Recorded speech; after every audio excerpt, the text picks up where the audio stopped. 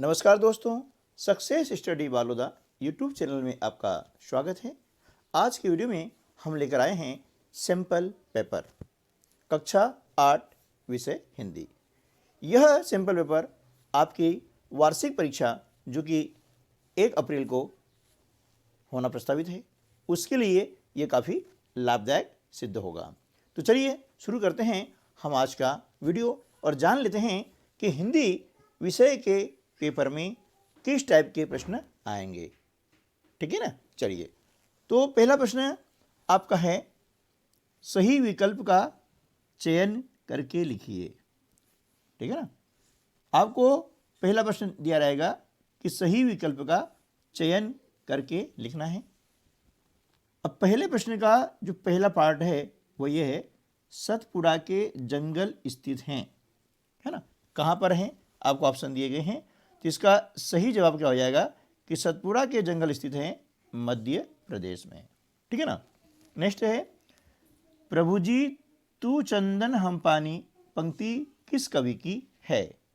ठीक है ना। तो इसका सही उत्तर क्या आ जाएगा, रैदास की, है ना। ये पंक्ति किनकी है, ये पंक्तियां रैदास की हैं। अगला है, अभिमान में उपसर्ग है ना। तो इसका उत्तर आ जाएगा अभी, कि उपसर्ग जो है शब्द के पहले लगते हैं।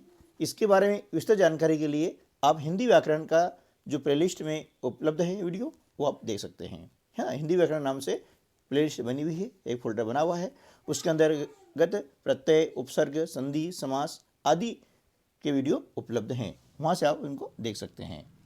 ठीक है ना। चलिए, उसके बाद में जो अगला प्रश्न है कि गांधी जी ने दक्षिण अफ्रीका से अंतिम विदाई कब ली थी, है ना। तो गांधी जी ने दक्षिण अफ्रीका से अंतिम विदाई ली थी 1915 में, लेकिन यहाँ मिस प्रिंट है, ये 14 हो गया है। ठीक है ना। चलिए, अगला एक प्रश्न आएगा, रिक्त स्थानों की पूर्ति कीजिए। रात का पर्यायवाची है। अब देखिए, रात का पर्यायवाची रात्रि भी होता है, निशा भी होता है और रजनी भी होता है।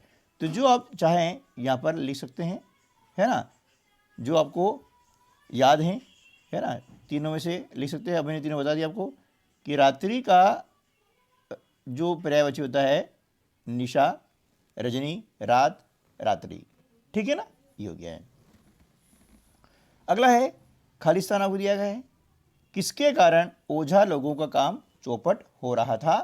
तो यहाँ क्या आ जाएगा, बरसा मुंडा, है ना, कि बरसा मुंडा के कारण जो है ओझा लोगों का कार्य जो है वह, है ना, यहाँ क्या आएगा, बरसा मुंडा। ठीक है ना, इस प्रकार से हमें लिख देंगे यहाँ पे।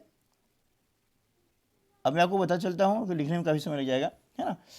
ठीक है, तो बरसा मुंडा के कारण ओझा लोगों का काम जो है चौपट हो रहा था। ठीक है, पथ भूल न जाना पथिक कहीं, यह क्या जाएगा, पथिक, है ना, पथिक, है ना। ठीक है ना, यह क्या जाएगा, पथिक। ठीक है, ये जो आपका पार्ट 16 है पथिक से, उसके अंतर्गत ये पंक्ति दी गई है। हठ योग में शरीर शुद्धि के लिए 6 क्रियाएं समाहित है, जिन्हें हम कहते हैं षड क्रियाएं भी कहते हैं। ठीक है ना, तो यहाँ 6 क्रियाएं समाहित हैं। ठीक है। चलिए, अगला प्रश्न आता है प्रश्न क्रमांक 3। ये अति लघुत्तरी प्रश्न है, इसमें छोटे छोटे प्रश्न होते हैं जो 2-2 नंबर के आते हैं, है ना। कितने नंबर के, 2-2 नंबर के आते हैं। ठीक है, जिसमें स्वर संधि किसे कहते हैं। तो देखिए, 2 स्वरों के मेल से, है ना, 2 स्वरों के परस्पर मेल से होने वाले विकार को स्वर संधि कहते हैं। जब 2 स्वर आपस में मिल जाते हैं, है ना, तो उससे जो विकार उत्पन्न होता है, परिवर्तन जो आता है, वह स्वर संधि कहलाता है। ठीक है। अगला प्रश्न है कि दोहा छंद के प्रत्येक चरण में कितनी कितनी मात्राएं होती है। तो देखिए भैया, दोहा जो होता है उसमें 4 चरण होते हैं। कितने चरण होते हैं, 4 चरण होते हैं। और इन 4 चरण में से जो पहला और तीसरा यानी विषम चरण होते हैं, पहला और तीसरा, है ना, पहला व तीसरा, इनमें होती हैं 13-13 मात्राएं। कितनी कितनी, 13-13 मात्रा होती हैं। और दूसरे व चौथे चरण में होती है 11-11 मात्राएं। ठीक है ना। तो ये दोहे के 4 चरण होते हैं। ठीक है, तो ध्यान रखना है कि प्रत्येक चरण में कितनी मात्राएं होती है, तो आप लिख देंगे कि पहले व तीसरे चरण में 13 मात्राएं और दूसरे व चौथे चरण में 11 मात्राएं होती है। ठीक है, इस प्रकार से। अगला है, ईद का चांद होना मुहावरे का अर्थ सहित वाक्य में प्रयोग कीजिए। तो पहले हम क्या करेंगे, ईद का चांद होना, इस मुहावरे का अर्थ लिखेंगे कि ईद का चांद होना मतलब कई दिनों बाद दिखाई देना, है ना। मोहन पढ़ाई के लिए बेंगलुरु गया था, जब वापस आया तो उसके मित्र ने कहा कि भैया आजकल तो तुम ईद के चांद हो रहे हो। इसका वाक्य में प्रयोग हो गया है। ठीक, अगला है, वेद कितने प्रकार के होते हैं, तो इसका उत्तर हो जाएगा वेद जो है 4 प्रकार के होते हैं। कितने प्रकार होते हैं, 4 प्रकार के। ठीक है ना। नेक्स्ट क्वेश्चन है, सालिम अली ने कौन से पक्षी को खोज निकाला था, है ना। सालिम अली ने किस पक्षी को खोज निकाला था, इसका उत्तर यह जाएगा कि सालिम अली ने जो है बया नामक पक्षी को खोज निकाला था। कौन सा आ जाएगा, बया। कोयल सबको अच्छी क्यों लगती है, क्योंकि उसकी वाणी जो होती है ना वह बहुत मीठी होती है ना। उसकी वाणी क्या हो जाएगी, बहुत मीठी होती है, इस कारण से वह सबको अच्छी लगती है। ठीक है, चलिए अगला प्रश्न है, सागर विश्वविद्यालय की स्थापना कब, क्यों और किसने की थी, लिखिए। ठीक है ना। तो देखिए, सागर जो विश्वविद्यालय है इसकी स्थापना 18 जुलाई, है ना, कब हुई है, 18 जुलाई 1946 को, है ना। कब हुई थी, 18 जुलाई 1946 को डॉक्टर हरि सिंह गौर ने की थी। ठीक है, इसका उत्तर हो जाएगा। अगला प्रश्न है, इसी का सेकंड का अ, इस प्रकार से अ ब स दिए रहते हैं। वाक्य किसे कहते हैं, है ना, वाक्य किसे कहते हैं। तो देखिए, शब्दों का ऐसा समूह जिसका कोई सार्थक अर्थ होता है उसे हम वाक्य कहते हैं। ठीक है, या इसको यूँ भी कह सकते हैं कि वाक्य ऐसे शब्द समूह को कहते हैं जिसके सुनने से कहने वाले की पूरी बात स्पष्ट रूप से समझ में आ जाए, ये भी आप लिख सकते हैं। ठीक है ना। चलिए अगला अब देखते हैं कि त्व प्रत्यय लगा करके एक शब्द बनाइए। त्व प्रत्यय है और प्रत्यय जो होता है किसी भी शब्द के अंत में लगता है ना। त्व, तो ये क्या हो जाएगा, घन में यदि हमने लगाया तो हो जाएगा घनत्व, या एक का बोला है तो हम एक बना देंगे। इसी प्रकार से क्या है, गुरु के अंत में लगेगा तो ये हो जाता है गुरुत्व, है ना, इस प्रकार से। अगला है स, हृदय भर आना मुहावरे का प्रयोग करते हुए एक वाक्य बनाइए। हृदय भर आना का अर्थ होता है दुखी होना। ठीक है ना, इसका अर्थ हो गया, नीचे लिखेंगे उसका प्रयोग कि मोहन की दुख भरी बातें सुनकर मेरा हृदय भर आया, इसका हो गया प्रयोग। ठीक है, चलिए अगला है, पिता शब्द के 2 पर्यायवाची शब्द लिखिए, है ना। पिता के 2 पर्यायवाची शब्द, तो देखिए पिता के जो पर्याय शब्द क्या होते हैं, एक तो है तात, है ना, तात, जनक, पितृ, है ना। ठीक है, बाप, ये भी जो है इसका पर्यायवाची होता है, लेकिन बाप शब्द का उपयोग हम बहुत कम करते हैं। ठीक है ना, तो तात, जनक और पितृ, ये हमने 3 बता दिए हैं। अगला है पढ़वाया, प्रेरणार्थक क्रिया को अपने वाक्य में प्रयोग कीजिए। अब पढ़वाया जो क्रिया है ये कौन सी क्रिया है, प्रेरणार्थक है ना। तो प्रेरणार्थक जो क्रिया है इसका वाक्य में प्रयोग करना है, तो इसका हो जाएगा उसने मुझसे पाठ पढ़वाया, या मेरे गुरुजी ने मुझसे पाठ पढ़वाया, या मेरी माँ ने पत्र पढ़वाया। इस प्रकार से आप मतलब जो है कितने वाक्य बना सकते हैं, कोई सा भी आप बना सकते हैं। ठीक है, क्लियर। चलिए अब एक प्रश्न जो है इस प्रकार से आता है ना, कि गद्यांश को पढ़ करके नीचे दिए गए प्रश्नों के उत्तर लिखिए। इस गद्यांश को पढ़ना है ना, कि बाढ़ एक ऐसी आपदा है जो प्रकृति में अतिवृष्टि के द्वारा उत्पन्न होती है। मानव द्वारा निर्मित योजनाएं जिनका प्रकृति के साथ सामंजस्य नहीं होता है, बाढ़ जैसी आपदाओं को और अधिक बढ़ावा देती है। ठीक है ना। तटबंधों के टूटने से नदी का जल, है ना, समीपवर्ती क्षेत्रों में फैल जाता है ठीक है, जिससे जनधन की व्यापक हानि होती है। तो देखिए यहाँ पर पहला प्रश्न है, उपर्युक्त गद्यांश का उचित शीर्षक लिखिए। अब शीर्षक आए, देखिए क्या लिखना हमको, शीर्षक। अब ये हमने अभी गद्यांश पढ़ा तो किसके बारे में पढ़ा, इसमें किसका वर्णन किया गया है, बाढ़ का शब्द आया है ना, यानी बाढ़ के बारे में बताया गया है। तो इसका उचित शीर्षक क्या हो जाएगा, बाढ़। ठीक है, या ये हो सकता है कि बाढ़ से हानि, ठीक है ना, या बाढ़ प्राकृतिक आपदा। ठीक है, इस प्रकार से इसके शीर्षक ये हो सकते हैं। ठीक है, तो इस प्रकार लिखना हो शीर्षक, उसको आप पढ़ें, पढ़ने के बाद देखें कि ये जो पंक्तियां हैं किसके बारे में कही गई है, बस वो आप लिख देना है। इसका हो जाएगा शीर्षक बाढ़, है ना। ठीक है, बाढ़ प्राकृतिक आपदा ये हो सकता है। अगला प्रश्न क्या है, अगला प्रश्न ये है कि बाढ़ आपदाओं को और अधिक बढ़ावा कब मिलता है। इसका उत्तर देखिए यहाँ पर है, मानव द्वारा निर्मित योजनाएं जिनका प्रकृति के साथ सामंजस्य नहीं होता है, बाढ़ जैसी आपदाओं को और अधिक बढ़ावा देती है। ये पूरा हम यहाँ पर लिख देंगे।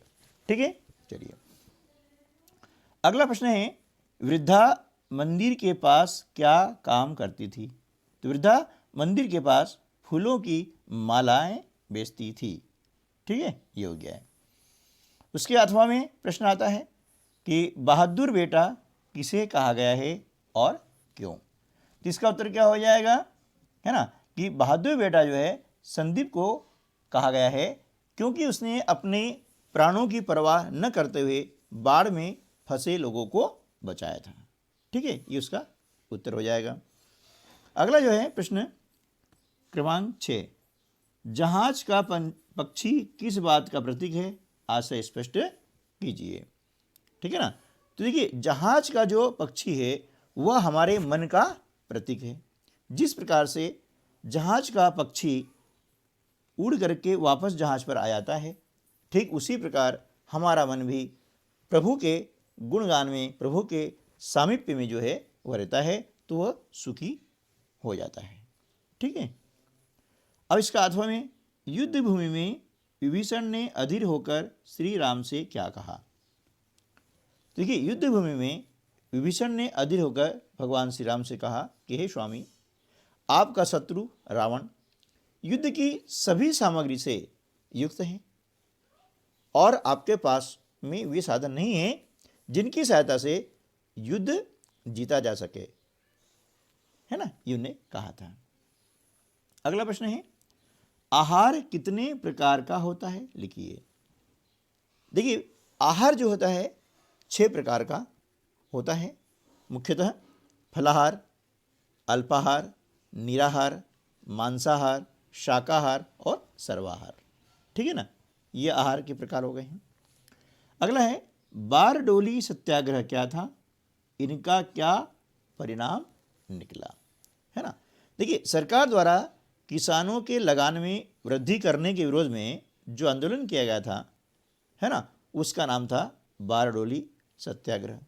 यह जून 1928 में हुआ था, है ना। अब इसका परिणाम क्या हुआ कि जब यह आंदोलन किया गया तो ब्रिटिश सरकार को इनके आगे झुकना पड़ा। ठीक है, ये उसका हो गया परिणाम। अगला प्रश्न आता है, स्थानांतरण प्रमाण पत्र यानी टीसी प्राप्त करने हेतु अपने प्रधान अध्यापक को प्रार्थना पत्र लिखिए, है ना। तो प्रार्थना पत्र कैसे लिखते हैं ये आपको पता है, यदि पता नहीं है तो कमेंट बॉक्स में मुझे लिखेगा, मैं आपको इसका एक वीडियो बनाकर दे दूंगा। ठीक है ना। और इसी के अथवा में आता है, वार्षिक परीक्षा की तैयारी की जानकारी देते हुए पिताजी को पत्र लिखिए। ठीक है, इसे भी आप लिख सकते हैं, ये 2 में से एक आपको करना होता है। ठीक है ना। चलिए अगला प्रश्न आता है, निम्नलिखित गद्यांश की संदर्भ सहित व्याख्या कीजिए। ठीक है ना। अब यहाँ पर इस प्रकार से आपको दिया जाएगा 3 या 4 लाइन किसी भी पाठ की, इसे हम बोलते हैं गद्यांश। ठीक है ना। अब ये दिया जाता है और इसकी हमें संदर्भ सहित व्याख्या करनी होती है। तो देखिए संदर्भ में होता क्या है, संदर्भ यानी यह जो गद्यांश है किस पाठ से लिया गया है। जिस उदाहरण के लिए मैं आपको बताता हूँ कि ये गद्यांश जो है, आत्मविश्वास की सबसे बड़ी दुश्मन है दुविधा, है ना, जिसको दुविधा एकाग्रता को नष्ट कर देती है, आदमी की शक्ति को बांट देती है, आधार इधर और आधा उधर। बस इस तरह आदमी खंडित हो जाता है। ये आधार नहीं है, आधा है ना, आधा इधर और आधा उधर, बस इस तरह आदमी खंडित हो जाता है। अब इसके नीचे हमको लिखना होगा संदर्भ। क्या लिखते हैं? संदर्भ। अब संदर्भ में क्या आता है कि ये जो पंक्तियां हैं ये किस पाठ से ली गई हैं और इस पाठ के जो लेखक हैं वे कौन हैं। ठीक है, तो इसका संदर्भ मैं आपको बताता हूँ, इसको सुन लें और फिर अपनी कॉपी में नोट कर लें। ठीक है ना। हम कह सकते हैं कि उपयुक्त गद्यांश हमारी पाठ्य पुस्तक के पाठ 2 आत्मविश्वास नामक पाठ से ली गई है और इसके लेखक हैं कन्हैयालाल मिश्र प्रभाकर। ठीक है, ये हो गया क्या? संदर्भ हो गया है। अब हम बात कर रहे हैं व्याख्या की। ठीक है ना, कि व्याख्या आपको लिखनी है। तो देखिए इसमें जो कहा गया है, क्या कहा गया है?